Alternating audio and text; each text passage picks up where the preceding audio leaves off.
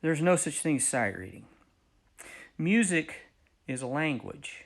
And I don't mean that music is a language in the sense that you've heard it before.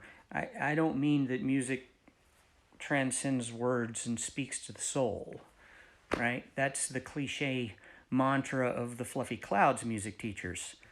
I don't know about all that. I mean, music is a literal language. Music communicates information, and music can be written down and interpreted just like other languages. If you are learning to become literate in English, you learn to read it, to write it, and to speak it, right? And those are three applications of basically the same skill. The things you have to learn to read, write, or speak English are basically the same things. Whether you're reading, writing, or speaking, you're using existing words with existing spellings and existing meanings, right? You don't get to make up your own pronunciations. You don't get to make up your own words. The words are presented in a roughly predictable order. This is what grammar rules do for us. And so read it, write it, speak it. You got to basically learn the same things to do all three. Well, if you're learning to become literate in Western European music, you learn to read it, to write it, and to improvise it. Improvisation is basically the speaking portion of the musical language.